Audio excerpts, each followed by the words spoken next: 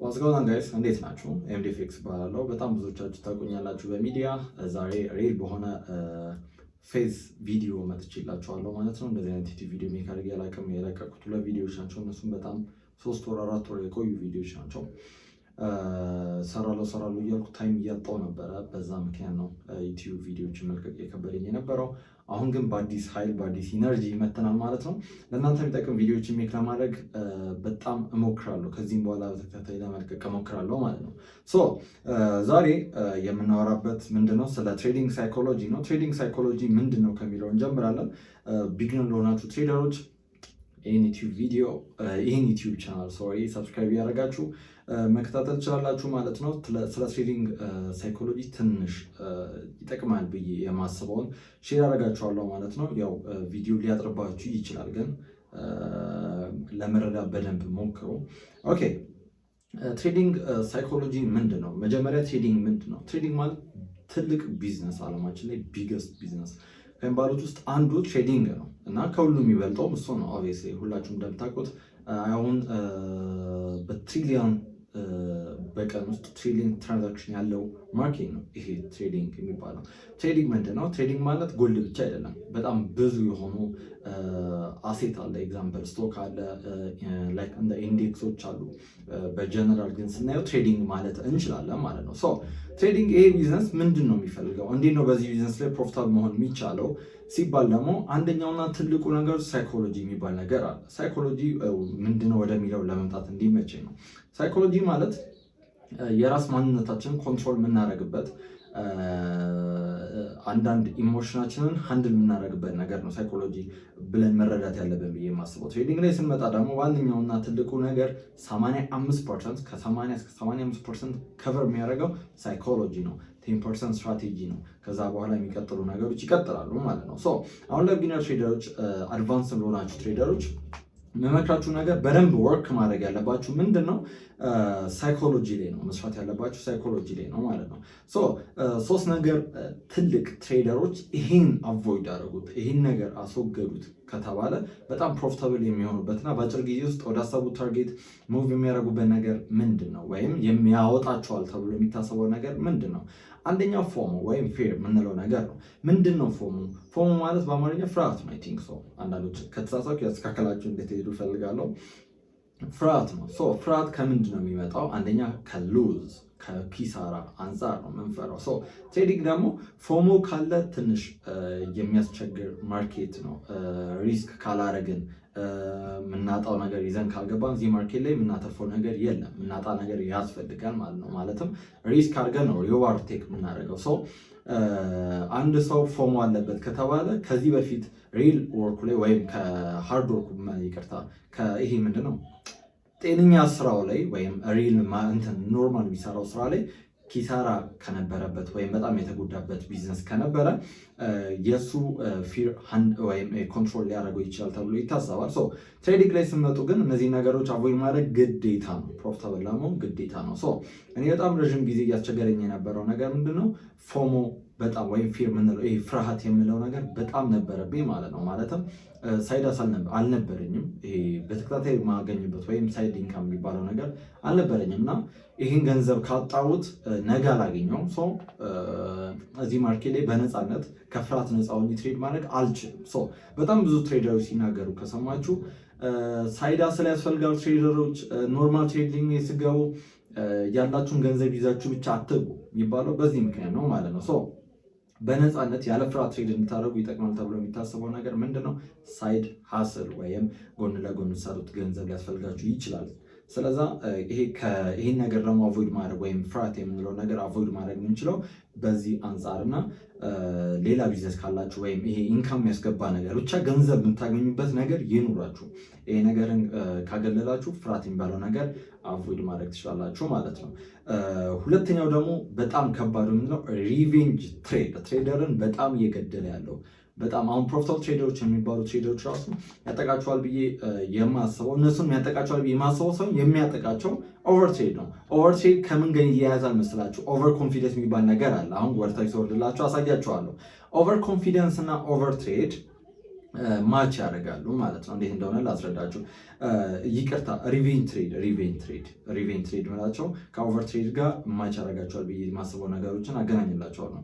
ሶ ሪቬን ትሬድ ምንድነው? ሪቬን ትሬድ አንድ ትሬድ ወስደን ሎስ ካረግን በኋላ የሚመጣ ምንድነው? ይሄኛው የከሰርኩትን ገንዘብ ሪባክ ወይም መመለስ አለብኝ ብለን የምንገባው ትሬድ ነው። እሱ ራሱ ሲከርስ ሶስተኛው ትሬድ የምናደርግበት እነዚህ ነገሮች ምንድናቸው? ሪቬን ትሬድ ወደ ምን ያመራናል ከተባለ አንደኛው አካውንት ብሎ ያደርገናል። ሁለተኛው ወደ ፊር ቅድም የነበረው ማች ስለሚያደርግ ወደ እሱ ይሄዳል። ማለትም እንዴት ነው የሚሄደው ካላችሁ ብዙ ጊዜ በተከታታይ ኦቨር ትሬድ እያደረግን ከሆነ ሎ ስትራይክ ውስጥ ከገባን ቀጣዩ ቀን ስንመጣ ትሬድ የምናደርግበት አካውንት የለም። አንደኛው ፈንድቷል። ቢኖረን እራሱ ደግሞ ይህንም ገንዘብ ባጣውስ የሚል ነገር ጥያቄ ምልክት ጭንቅላታችን ውስጥ ጀነሬት ወይም ሜክ ይደረጋል። ስለዛ ከምንድን ነው እንደነገርኳችሁ መጀመሪያ ያለውን ነገር ፊክስ ያደረጋችሁ መምጣት አለባችሁ። ስለዛ ኦቨር ትሬድ የሚባለውን ነገር አሁን መጀመሪያ ፊር የሚባለውን አቮይድ ያደረግን ኦቨር ትሬድን አቮይድ እናደረግበት መንገዱን እየነገርኳችሁ ነው። አንደኛ ትሬዲንግ ፕላን የሚባል ነገር ያስፈልጋል። ስለሱ ማስረዳችኋለሁ። ትሬዲንግ ፕላን ምንድን ነው ካልን ደግሞ አንዴ መሀል አስገባና ልንገራችሁ። ትሬዲንግ ፕላን ማለት በቀን ውስጥ ምን ያህል ትሬድ ቴክ ማድረግ እንዳለብን፣ ምን ያህል ሪስክ ማድረግ እንዳለብን፣ ዊን ወይም ሎስ ካደረግን በኋላ እንዴት ነው ኢሞሽናችንን ኮንትሮል የምናደርገው። ትሬዱ ቻርት ላይ ቁጭ እንላለን ሎስ ካደረግን በኋላ ወይም ፕሮፊት ሜክ ካደረግን በኋላ ማርኬቱ ላይ ቁጭ እንላለን የሚለውን ነገር ግዴታ ማወቅ አለብን። ለምን መሰላችሁ? እኔ በጣም ብዙ ጊዜ የሚያጠቃኝ ነገር ሎስ ካደረኩ በኋላ ማርኬት ላይ ቁጭ ስል ኤ+ ሴታፕ የምለው ነገር ይመጣልኛል። በቃ እችኛዋ ብቻ እችን ጠቅላ አድርጋትና እንትን ላለው ብዬ ስገባ ኤሴል ይነካል። ወደ ምን እያመራ ነው መስላችሁ? ወደ ኦቨር ትሬድ እያመራ ነው፣ ወይም ሪቬን ትሬድ የምለው ነገር እያመራ ይመጣል ማለት ነው። ከከሰርኩ በኋላ ኤ+ ሴታፕ በቃ ድጋሚ አንድ ኤክስኪዩት ላድርግና በቃ እወጣለሁ ብለን ስናስብ የሚያጠቃ ኤሴል ምንድነው? ሪቬን ትሬድ ይባላል። ሪቬን ትሬድ ወዴት ያመራል? ወደ ፍርሃት ያመራል ተባብለናል። እነዚህ ነገሮችን በማስተካከል ማለት ትሬዲንግ ፕላን እንደነገርኳችሁ በቀን ስንት ትሬድ አደርጋለሁ፣ ምን ያህል ሪስክ አደርጋለሁ፣ ትሬድ ከገባው በኋላ እንዴት ነው ጭንቅላቴን አንድል ማድረገው የሚለው ነገር ግዴታ ማወቅ አለብን ብዬ አስባለሁ። ትልቁና ዋነኛው ብዬ የማስበው ደግሞ ትሬዲንግ ላይ ኦቨር ኮንፊደንስ ማለት ነው። ኦቨር ኮንፊደንስ በጣም ሚሊዮነር ትሬደሮችን ቁጭ በቂጣቸው የሚያስቀምጥ ነገር ነው። እሱ ነገር ምንድን ነው? ዊን ስትራይክ። አሁን ከኦቨር ኮንፊደንስ ጋር የሚያያዘው ዊን ስትራይክ ነው። ዊን ስትራይክ ላይ አንድ ትሬደር ወይ ለወራት የሚቆይ ዊን ስትራይክ አለ፣ ለሳምንት የሚቆይ ዊን ስትራይክ አለ። በተከታታይ ዊን እያደረግን ስንመጣ ቦምቦ ክላቴ ማርኬት በደንብ ተረድተነዋል እና ከዚህ በኋላ ትሬድ ብንገባ ማርኬቱን በደንብ በልተነዋል አውቀነዋል ብለን ስለምንገባ ምን ያደርገናል መሰላችሁ? ምን ከስረው ድሮ ኮንሲስተንሲ የምናደርገው ሪስክ ወይም ኤግዛምፕል ልስጣችሁ፣ $500 በቀን ሪስክ የምናደርገውን ኦቨር ኮንፊደንስ የሚባለው ነገር ሲመጣ በተከታታይ ዊን እያደረግን ስንመጣ በቃ ቺን ገንዘብ ትንሽ ከፍ ላድርጋ፣ ሪስኳን ከፍ ላድርግና ሪዋርዲን በዛ ልክ ይሆናል ብለን እናመጣለን። የድሮ ሎት ሳይዛችንን ቀንሰውና እጥፍ እናደርገዋለን። ሎስ የምናደርገው ሪስክ የምናደርገውን እናጥፈውና ኦቨር ሎስ ይሄ ምንድነው ኤሴል እናሰፋለን። ማርኬት በተቃራኒ ሲመጣ ምን ያደርገናል?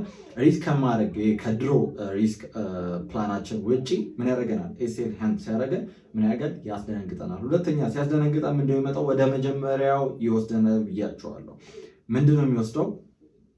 ሎስ ሪቬንጅ ወይም ሪቬንጅ የምንለው ነገር ያመጣል። በቃ አይችኛዋንም አስከሰር አሁን መልሰዋለሁ ብለን ለምን ኮንሲስተንሲ ዊን ላይ ስለነበረን አያቅተንም ብለን ስለምናስብ ድጋሚ አንድ ሎስ ስናደርግ ድጋሚ ትሬድ እንወስዳለን። ምን ይሆናል ማለት ነው? ማርኬቱ ኔጌቲቭ ወይም ወደ ኪሳራ ያመራል ማለት ነው። አካውንታችንን በጥቂት ጊዜ ውስጥ ወይም ሚሊዮን አካውንት ወይም በስቃይ ቢልድ ያደረግነውን አካውንት በጥቂት ሰከንድ ውስጥ እናጠዋለን ማለት ነው። እንዴት ነው እነዚህ ነገሮች መቆጣጠር የምንችለው ነገር የሚባለው? ትልቅ የምንለው ነገር ምንድነው? ትሬዲንግ ፕላን ፎሎ ካደረግን እነዚህ ነገሮች በጣም ሲምፕል ነው። በጣም ስላችሁ በጣም ሲምፕል ነው። እነዚህን ለመከተል ደግሞ ትሬዲንግ ፕላን በቀን ምን ያህል እንደነገርኳችሁ መጀመሪያ ላይ በቀን ምን ያህል ትሬድ ወስዳለሁ የሚለውን ነገር ማወቅ አለባችሁ። ምን ያህል ነው ሪስክ ማድረገው የሚለውን ነገር ማወቅ አለባችሁ። ሎስ ወይም ዊን ካደረግኩ በኋላ እንዴት ነው ሃንድል ማድረገው? ይሄ ኢሞሽናችንን ማለት ቻርት ላይ ሎስ ካረኩ በኋላ እቀመጣለሁ ወይም አልቀመጥም የሚለው ነገር ዋነኛ ነው። ብዙ ሰው አልነገራችሁም ብዬ አስባለሁ ይሄን ነገር። ቻርት ላይ ቁጭ ባለ ቁጥር ሴታፕ ይመጣል። የሚንቀሳቀሰው ገንዘብ ነው። ስለዛ ገንዘብ እስከሆነ ድረስ ሬቬንጅ የሚባል ትሬድ ይመጣል፣ ወይም ከትሬዲንግ ፕላናችን ውጭ የሆነ ትሬድ ኤክስኪዩት ወይም እንድንገባ የሚያደርግ ነገር ነው። ለምን ፍሎት የሚያደርገው ገንዘብ ነው። ኤፕላስ ሴታፕ የሚባል ነገር ይመጣልን ብለን ስለምንገባ ለኪሳራ ያዳረገን ይችላል ብዬ አስባለሁ። እሱን ነገር እንዴት ነው አቮይድ ማድረግ የምችሉት? እኔ ትሬዲንግ ራሴን ምን እያልኩ ሸውዳለሁ መሰላችሁ? እነዚህ ነገሮች በጣም ሲያስቸግሩኝ በፕላን አወጣው። ከዛ በኋላ ትሬድ ወይ ዊን ወይ ሎስ ካረኩ በኋላ ምን አደርጋለሁ መሰላችሁ? አካውንቴን ኤምቲ5 ደልተዋለሁ። ካልደለትኩት ደግሞ ቻርቱ ኤ ፕላስ የሚለው ሴታፕ ሲሰጠኝ ይሄ ገንዘብ የኔ አይደለም። ዊን ባደረገው ራሱ የሌላ ትሬደርን ገንዘብ ነው እኔ እየወሰድኩ ያለሁት። ስለዚህ በሌላ ቀን ኤስኤል ሲወስድ ያ ገንዘብ ነው የተወሰደብኝ ወይም የሰው አቅ ነው ብዬ ነው የማስበው። እነዚህ ነገሮች በማድረግ ራሴን ከኦቨርትሬድ እጠብቃለሁ ማለት ነው። እንደነገርኳችሁ ከሁሉም ጋር አታችመንት አለው። አንድ ኦቨርትሬድ ከምን ጋር ከፌር ጋር ይገናኛል። ፌር ከምን ጋር ከኦቨርትሬድ ጋር እንደዚህ ነው የሚገናኙት ማለት ነው። ጥያቄያችሁን አጠር ባለ መንገድ መልሻለሁ ብዬ አይሆፕ ተስፋ አደርጋለሁ ማለት ነው። ነገም አፕሎድ የማድረጋቸው ቪዲዮዎች አሉ በጣም ይጠቅማቸዋል ብዬ የማስበው ማለት ነው። የተጠቀማችሁ ትሬደሮች ካላችሁ ላይክ፣ ሼር ኤንድ ሰብስክራይብ ነው የሚባለው መሰለኝ። እሱን እያደረጋችሁ ይህን ቻናል ከፍ እናድርገው ማለት ነው። በጣም ቴንክ ሶ ማች ጋይስ ብለስ